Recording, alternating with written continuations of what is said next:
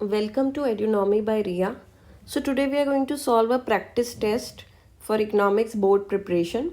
आप खुद भी ये आंसर सॉल्व कर सकते हो. वीडियो को पॉज करो, अपना आंसर निकालो और फिर वेरीफाई करो कि वो आंसर सही है कि नहीं. While solving this test paper, I'm going to give you all logics and explanations. So let's start. Question number 1 says they've given a table and they're saying that calculate the value of depreciation.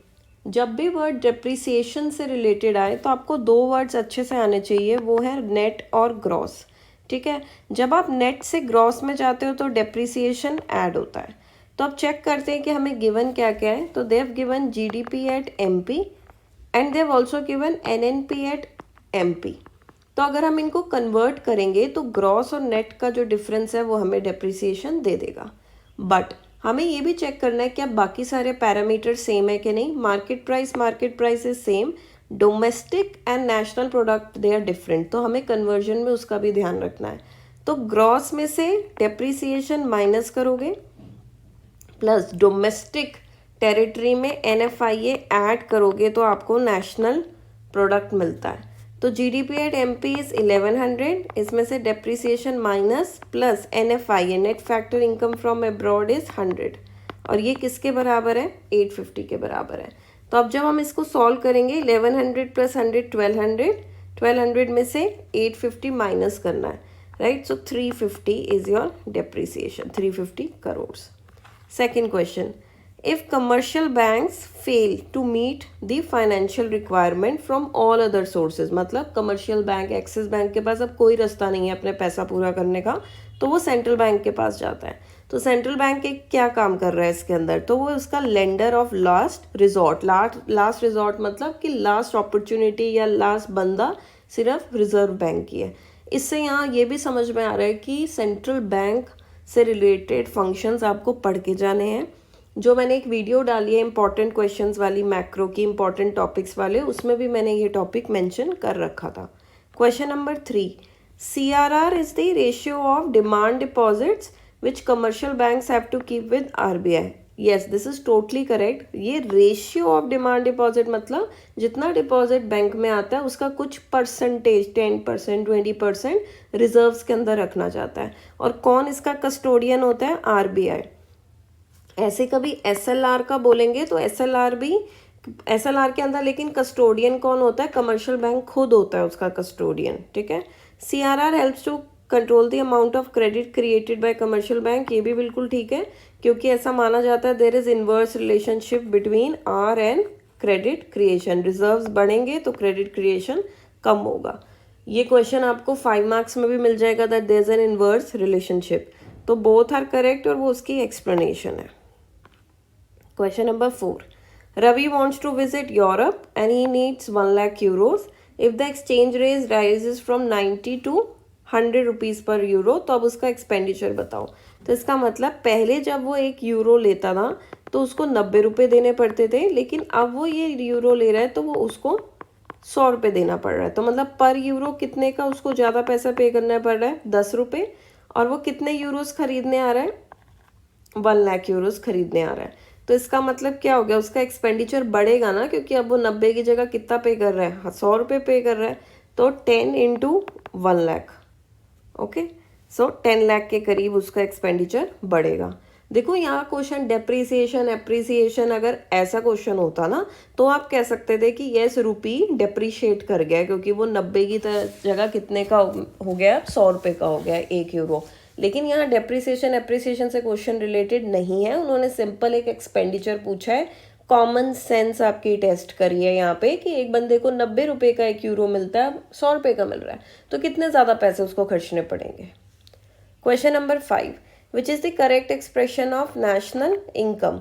तो national income, पहले तो word आना चाहिए आपको. National income is also known as NNP at FC. तो check करते हैं. NDP at MP है, इसमें डेप्रिसिएशन ऐड कर दोगे तो उसी वक्त ये ग्रॉस बन जाएगा. ग्रॉस तो हमें चाहिए नहीं, तो ये ऑप्शन तो हमें नहीं चाहिए.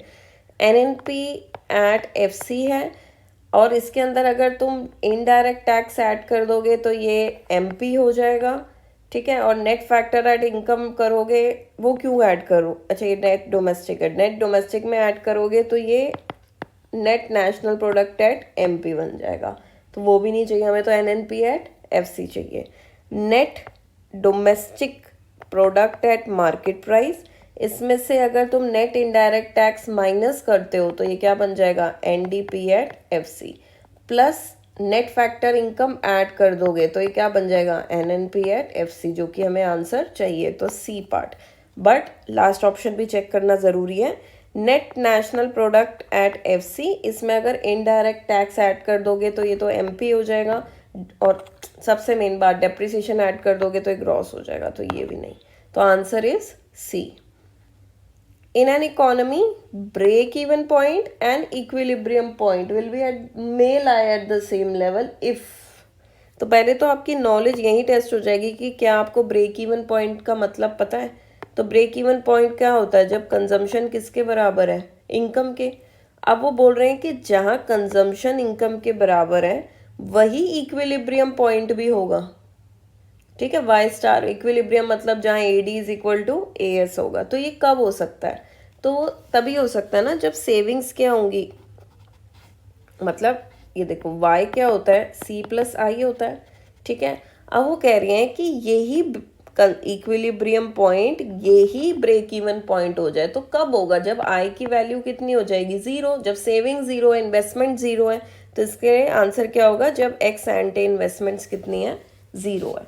देखो दो मतलब है, एक तो ब्रेक इवन पॉइंट का मतलब होता है जहां इनकम किसके बराबर हो, कंजम्पशन के, और दूसरा होता है इक्विलिब्रियम पॉइंट। इक्विलिब्रियम पॉइंट जहां A D is equal to A S, या एक और फॉर्मूला क्या होता है, aggregate demand is equal to consumption plus investment. अब एग्रीगेट डिमांड किसके इक्वल होता है, एग्रीगेट सप्लाई, और वो किसके इक्वल होता है, इनकम के।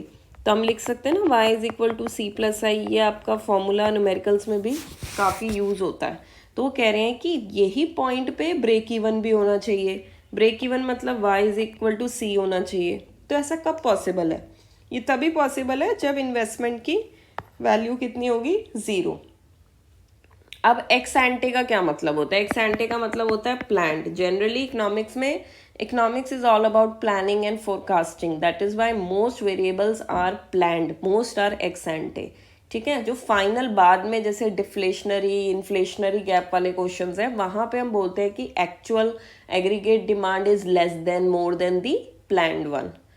Question number 7, goods purchase for investment purposes are treated as final good, ठीक है, बिकॉज फाइनल गुड्स के अंदर कंजम्पशन गुड्स और इन्वेस्टमेंट गुड्स आते हैं। Investment goods add to the stock of capital and provide productive services over time, ये भी बहुत ठीक बात है। ये रीज़न दे दिया कि इन्वेस्टमेंट गुड को आप एक फाइनल गुड क्यों ट्रीट करते हो, क्योंकि एक तो वो कैपिटल आपकी मशीनरी के स्टॉक के अंदर ऐड होता रहता है बार बार, प्लस वो उसकी प्रोडक्टिविटी बढ़ती है, प्रोडक्टिविटी बढ़ती है तो कहीं ना कहीं आउटपुट बढ़ता है। तो both statements are true, okay. यहाँ से एक और क्वेश्चन जो बार बार आता है पेपर में, कैपिटल को क्या ट्रीट करते हैं, स्टॉक वेरिएबल या फ्लो वेरिएबल, तो स्टॉक वेरिएबल होता है। At a point of time आप चेक करोगे कि आपके गोदाम में या आपके इंडस्ट्रियल प्लांट में कितनी मशीन्स पड़ी है। क्वेश्चन नंबर 8, M1 में क्या क्या आ जाता है, आपके सिलेबस में M1 ही है, M2 M3 M4 नहीं आ रहा है। तो M1 के अंदर क्या क्या आ जाता है, जो भी करेंसी विद द पब्लिक होता है, प्लस जो डिमांड डिपॉजिट्स सेविंग अकाउंट में पड़े होते हैं, plus other deposits with RBI होता है। तो करेंसी विद द पब्लिक हो जाएगा, net demand deposits with commercial bank हो जाएगा, नेट टाइम डिपॉजिट्स नहीं होगा। टाइम और डिमांड डिपॉजिट्स में फ़र्क ये होता है कि जो डिमांड डिपॉजिट्स होते हैं they can be withdrawn with cheque facility, whereas time deposits they can only be withdrawn after their maturity period is realized, ठीक है। तो time deposits is not liquid, इतनी इजीली वो कैश में कन्वर्टेबल नहीं होता, इसलिए M1 में नहीं डाला जाता। जबकि जो आपके डिमांड डिपॉजिट्स होते हैं, जो आपके सेविंग अकाउंट में पड़े हुए होते हैं, उसको इजीली विड्रॉ करके कैश में कन्वर्ट कर सकते हो।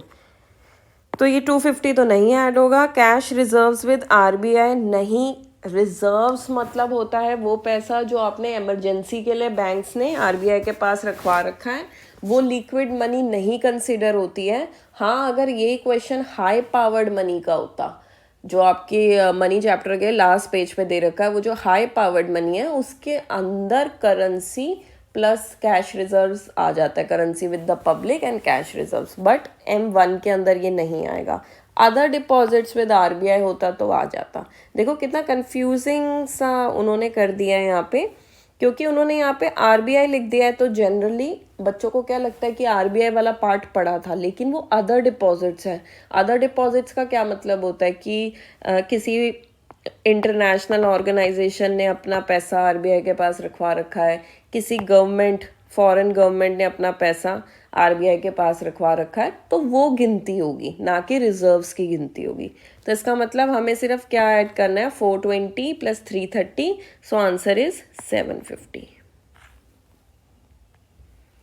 Question number 9, India imports crude oil from Russia. अगर क्रूड ऑयल महंगा हो जाएगा तो most likely effect on BOP क्या होगा? अगर आप इंपोर्ट कर रहे हो कोई आइटम और वो आइटम महंगी हो गई है, तो इसका मतलब जो आपके इंपोर्ट्स हैं वो बढ़ जाएंगे एक्सपोर्ट के मुकाबले। इंपोर्ट मतलब कि पैसा बाहर ज़्यादा जा रहा है, मतलब पेमेंट ज़्यादा जा रही है और इनकम आपकी इतनी है नहीं है, तो कहीं ना कहीं ये डेफिसिट है। तो पहले तो डेफिसिट देखेंगे, डेफिसिट इंक्रीजेस, सरप्लस तो नहीं, ये रॉन्ग है। डेफिसिट इंक्रीजेस, सरप्लस इंक्रीजेस, तो दो ऑप्शन तो यहीं एलिमिनेट हो गए। अब हमें ये चेक करना है कि करंट अकाउंट का नेचर है या कैपिटल। तो ये तो गुड है, ट्रेड इन गुड है, तो ये करंट अकाउंट वाला आंसर होगा इसका। क्वेश्चन नंबर 10 करते हैं अब। Identify which does not represent autonomous investment. Autonomous investment पहले तो क्या होता है?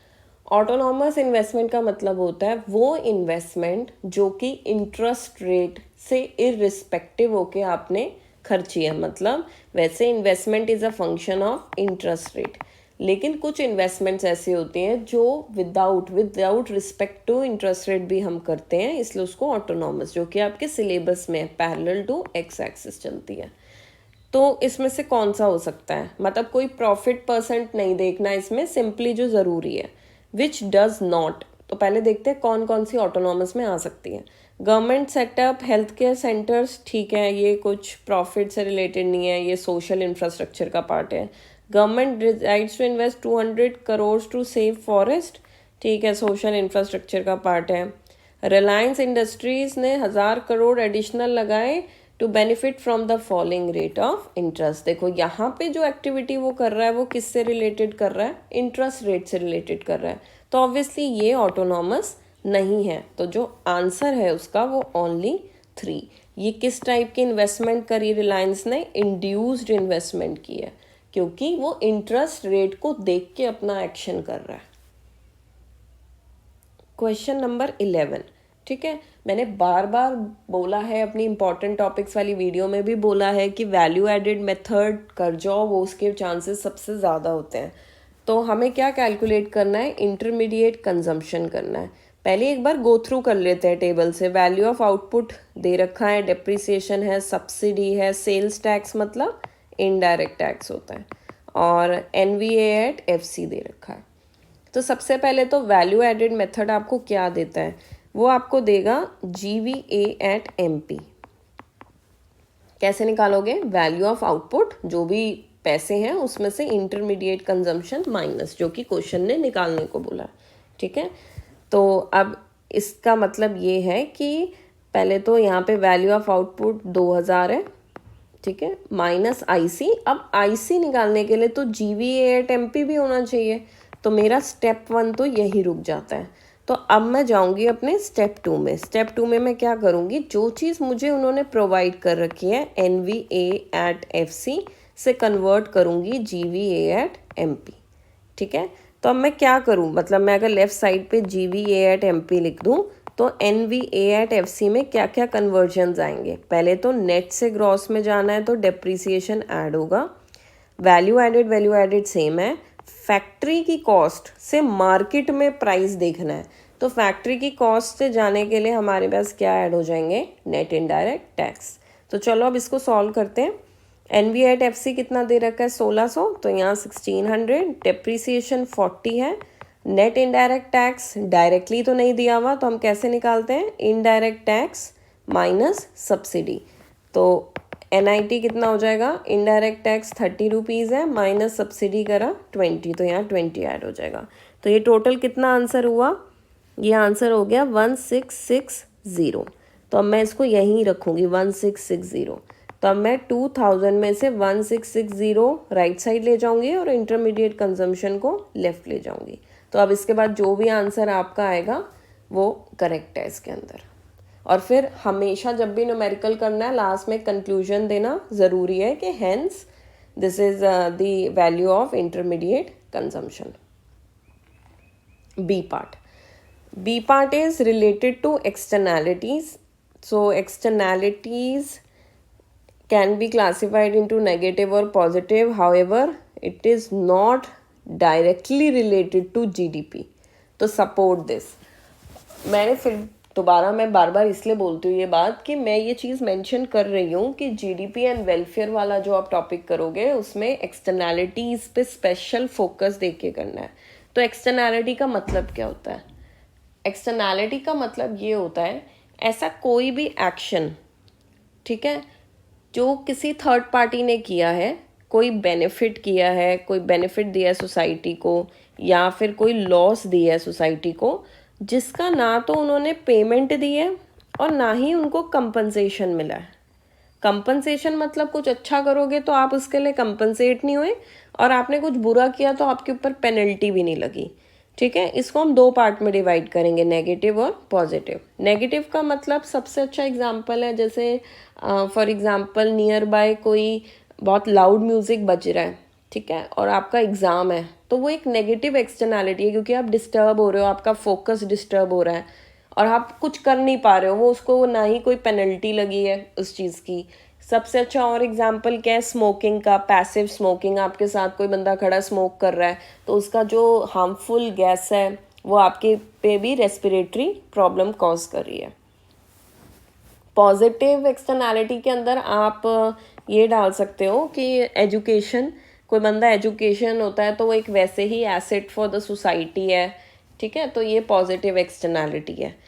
तो इसके एग्जांपल्स दे दो। लास्ट में आपको ये बोलना है कि हाँ GDP does not account these services, मतलब ये जो एक्स्ट्रा एक्सटर्नैलिटीज़ है इसको वो अकाउंट नहीं करता है।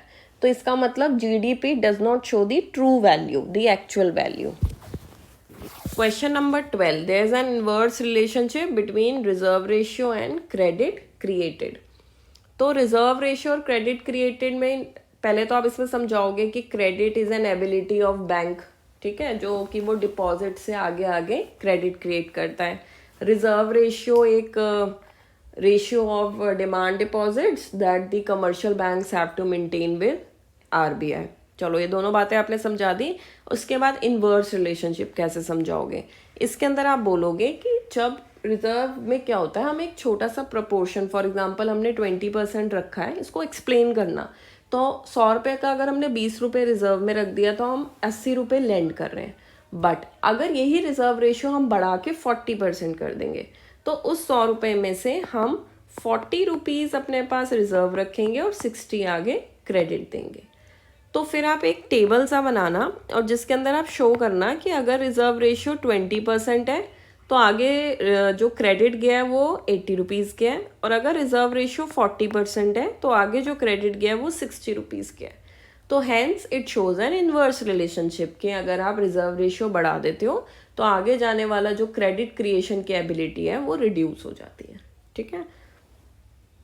तो आपका क्या होगा ना, एक आंसर का एक ओपनिंग स्टेटमेंट भी है जिसमें आप डिफाइन कर रहे हो कि रिजर्व रेशियो क्या होता है, क्रेडिट क्रिएशन क्या होता है, और एक क्लोजिंग स्टेटमेंट आपकी बॉक्स के साथ बड़ा क्लियरली विजिबल हो जाएगा।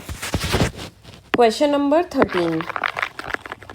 Mrs Sunita stays at home and manages all household work. She grows vegetable in her backyard and consumes them. ठीक है, तो दो पार्ट हो गए कि सुनीता सारा घर का काम भी कर रही है, पॉइंट नंबर 1, और फिर वो एक बैकयार्ड पे वेजिटेबल लगा रही है जिसको वो सेल्फ कंजम्पशन के लिए यूज़ कर रही है, पॉइंट नंबर 2।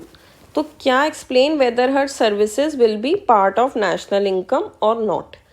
तो देखो बेटा, पहली बात तो ये है कि जो वो घर का काम कर रही है ना, it's a non monetary transaction, तो ये तो कैलकुलेट नहीं होगी, क्योंकि यही ड्रॉबैक है जीडीपी का कि जितनी भी नॉन मॉनेटरी ट्रांजैक्शंस होती हैं वो कैलकुलेशन में नहीं लाती है। जो भी हम केयर करते हैं, mother cooking food for children वगैरह, ये सब कैलकुलेट नहीं होती। बट जो उन्होंने बैकयार्ड में अपने क्रॉप्स ग्रो कर रहे हैं अपनी सेल्फ कंजम्पशन के लिए, ये इंक्लूड होगा, क्योंकि सेल्फ कंजम्पशन गुड्स इंक्लूडेड होते हैं। जब आप ये वैल्यू एडेड का टॉपिक करोगे ना, जब आप इसकी थ्योरी पढ़ोगे, तो to be included, not to be included, तो जो सेल्फ कंजम्पशन वाले गुड्स होते हैं वो इंक्लूड होते हैं, क्योंकि वो भी एक प्रोडक्शन का पार्ट हुआ है, वो भी एक आउटपुट क्रिएट होता है इकोनॉमी में। लेकिन जो सेल्फ कंजम्पशन मतलब कुछ ऐसी सर्विसेज हैं, नॉन मॉनेटरी सर्विसेज, अब वो इंक्लूड नहीं होगी। तो इस आंसर की आप अलग एक्सप्लेनेशन दोगे कि ये नहीं इंक्लूड हो रहा क्योंकि ये नॉन मॉनेटरी ट्रांजैक्शन है जो कि जीडीपी अकाउंट नहीं करता। लेकिन जो बैकयार्ड पे वेजिटेबल्स ग्रो हो रहे हैं वो ज़रूर इंक्लूड होंगे, क्योंकि it is also production, it is a part of production. Question number 4, तो मतलब 4 मार्क्स का है ना ये, 2 मार्क्स एक को, 2 मार्क्स दूसरे को, तो एक का क्या येस और नो इंक्लूडेड है, 1 नंबर उसका है और 1 नंबर उसकी जस्टिफिकेशन है। ऐसे दूसरे में भी 1+1 चलेगा। क्वेश्चन नंबर 14, एक हाइपोथेटिकल इकोनॉमी है जिसमें कंजम्पशन दे रखा है, इन्वेस्टमेंट भी दे रखा है, अब कैलकुलेट करना है। तो चलो इसको सॉल्व करते हैं। कैसे करेंगे इसको? Calculate equilibrium level of income. तो equilibrium level is where y is equal to c plus I. तो यहाँ सॉल्व कर देती हूँ मैं राइट साइड पे। y is equal to c कितना है, 100 प्लस 0.75y, एंड इन्वेस्टमेंट कितना दे रखा था, 1200 दे रखा था। तो जस्ट आपने ये लाइक टर्म्स को ऐड करना है, 1300 प्लस 0.7y, यहाँ पे भी y है तो ये लाइक टर्म्स है, तो इधर लेफ्ट साइड पे जाके माइनस होगा, y minus 0.75y is equal to 1300। ये 1 कंसिडर होगा, 1 में से 0.75 गए तो 0.25y 1300, इनकम 1300 से 0.25 डिवाइड, यहाँ से डेसिमल हटा तो ऊपर 2 जीरोस गए, तो ये हो गया 4 टाइम्स। तो 1300 इंटू 4 टाइम्स, 4 3 ज़ा 12, 5200। ठीक है, तो यहाँ पे आंसर कितना हो गया, इक्विलिब्रियम लेवल इज 5200। अब वैल्यू ऑफ मल्टीप्लायर, जब आपके पास ये एमपीसी होता है ना, तो जब आपके पास एमपीसी दिया हुआ है तो आप तो डायरेक्टली कैलकुलेट कर सकते हो। स्मॉल के जो कि मल्टीप्लायर का सिंबल होता है इज 1 माइनस एमपीसी।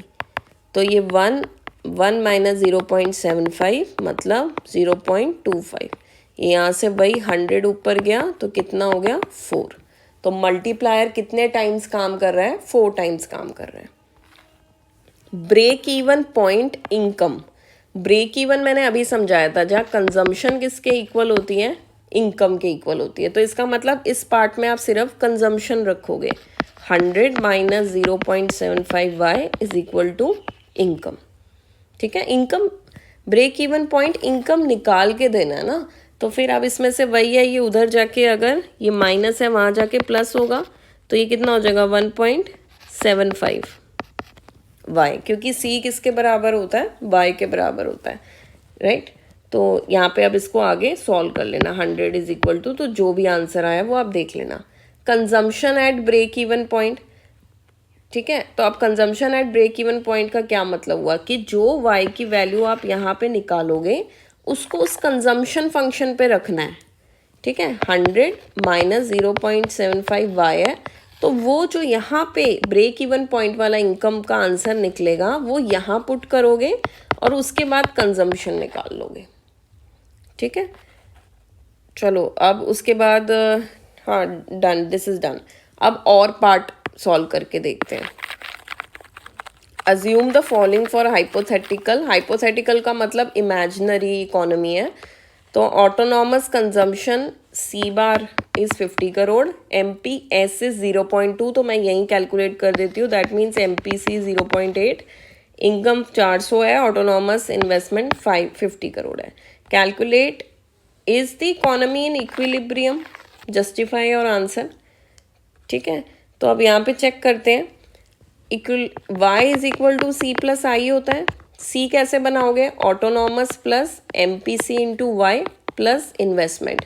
ऑटोनॉमस 50 है, MPC 0.8 इंटू वाई है, प्लस इन्वेस्टमेंट कितनी है 50 करोड़ की है, तो ये 100 प्लस 0.8 वाई है। y से उधर जाके y माइनस हो जाएगा, तो 0.2 वाई इज इक्वल टू 100।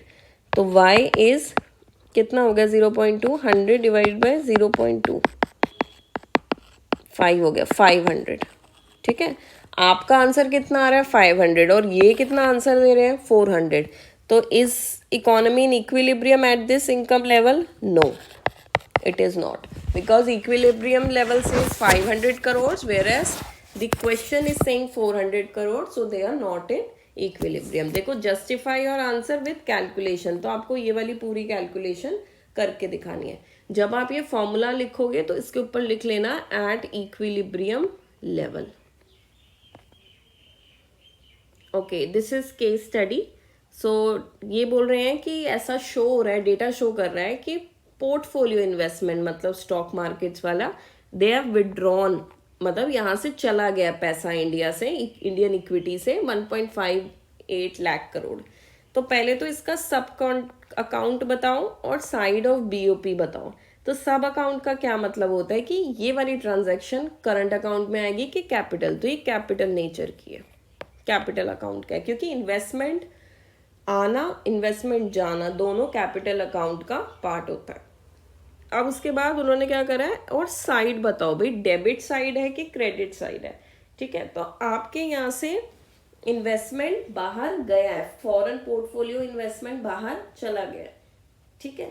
तो अब आपका जो BOP है वो किसके हिसाब से बनता है, रुपी के हिसाब से। वैसे भी विड्रॉ हो रही है इन्वेस्टमेंट, तो इसका मतलब कहीं ना कहीं आपका ये डेबिट साइड है, पैसा आपके यहाँ से बाहर गया है, तो सिंपल डेबिट साइड हुआ है। तो आप यहाँ बोलोगे क्योंकि विड्रॉ होना पैसा इज लाइक कि इंडिया के अकाउंट से वो पैसा बाहर जाना, which is debit transaction. How will such portfolio withdrawals affect the value of Indian rupee.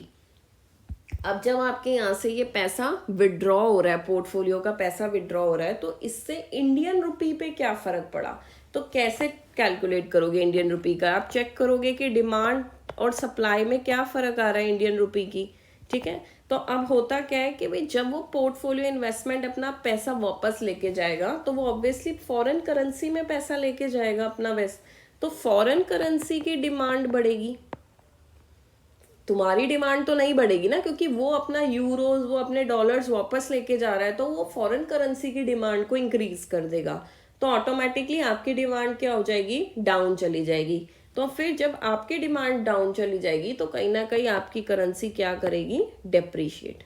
देखो, डेप्रिशिएट और एप्रिशिएट को ऐसे भी समझ सकते हो कि जिस चीज़ की ज़्यादा डिमांड होती है उसकी वैल्यू ज़्यादा होती है, उसको एप्रिसिएशन कहते हैं, और जिस चीज़ की डिमांड कम होती है वो डेप्रिशिएट करती है कि उसकी वैल्यू नहीं रहती है। तो जब फॉरेन करेंसी की डिमांड हो रही है तो ऑटोमेटिकली फॉरेन करेंसी एप्रिशिएट हो रही है, फॉरेन करेंसी एप्रिशिएट हो रही है, तो तुम्हारी करेंसी क्या हो जाएगी, डेप्रिशिएट हो जाएगी, क्योंकि तुम्हें कोई नहीं पूछ रहा, तुम्हारी डिमांड नहीं है मार्केट में। ओके, अब नेक्स्ट क्वेश्चन 16th। अगर आपको कम्बैट करना है डिफ्लेशन को, कम्बैट करना मतलब कंट्रोल करना है डिफ्लेशन को, तो आप एग्रीगेट डिमांड रेज करोगे, ये तो ठीक है, बाय मॉनेटरी पॉलिसी और फिस्कल पॉलिसी। बताओ ये बात सही है, और एक एक मेजर बताओ दोनों बातों का।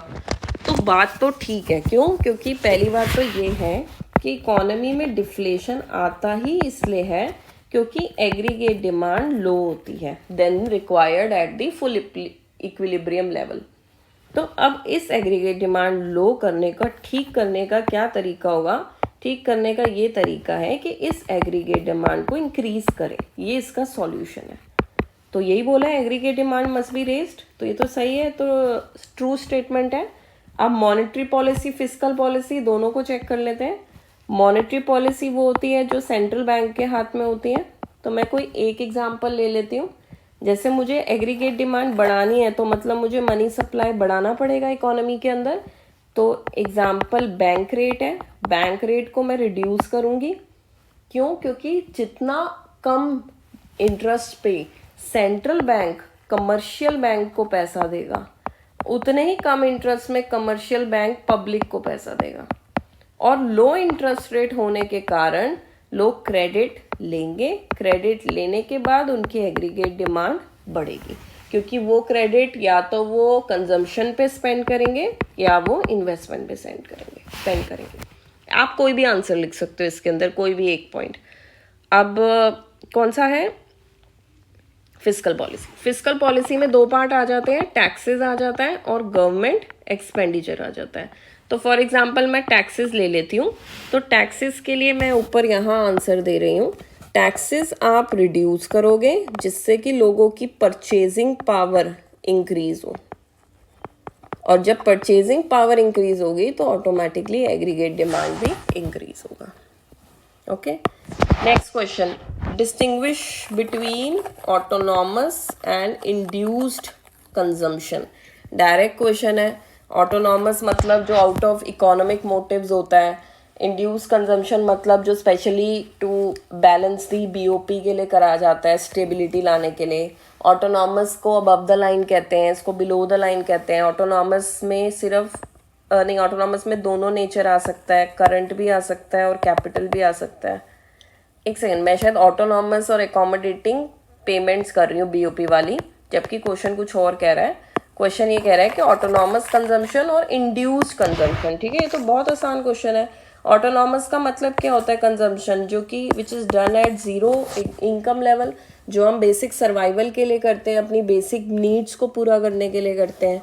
It is represented by C bar. Induce consumption क्या होता है? Consumption which is done in respect to income.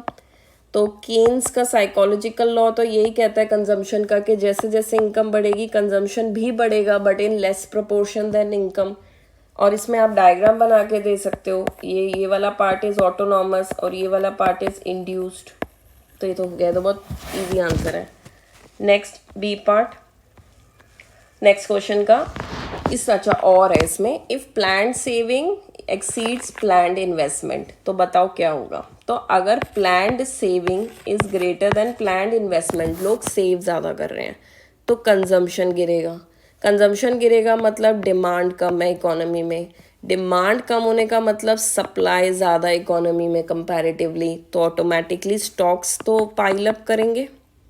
तो ये तो सिचुएशन बन रही है। अब इस सिचुएशन को ठीक करने के लिए प्रोड्यूसर्स क्या करेंगे? Producers will stop production.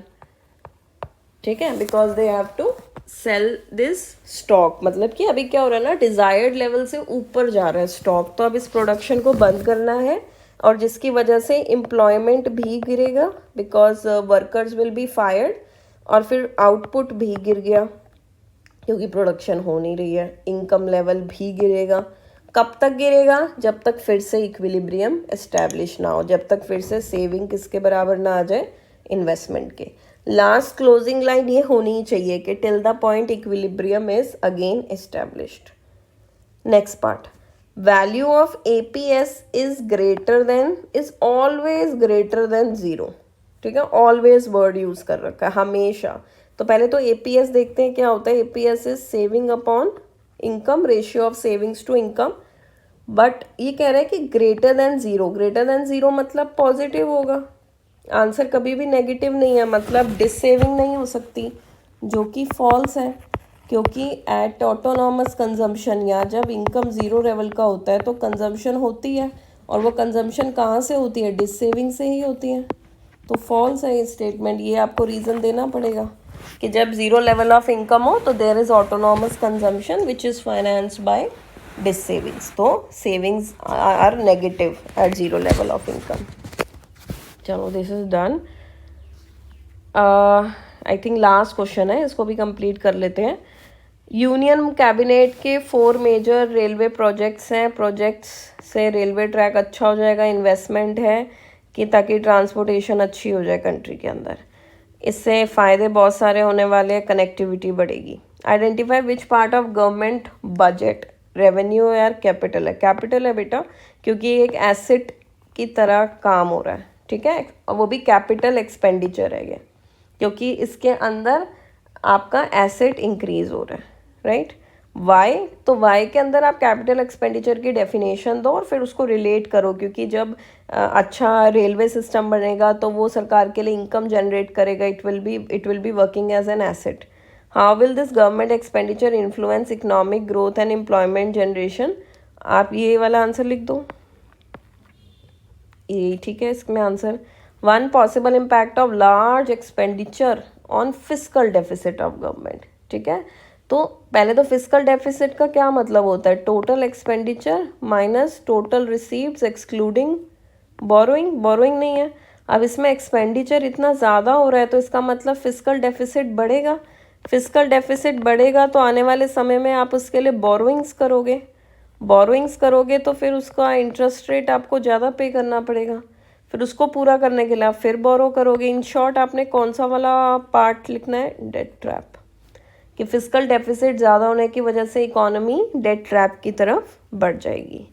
Okay, so thank you so much. अभी तो मैंने मैक्रो का पार्ट डिस्कस करा है, धीरे धीरे मैं और सेकेंड पार्ट भी डिस्कस कर लूँगी। If there is any doubt और any concept that you want me to clarify and explain, do comment. I'll make a video and explain that. Thank you.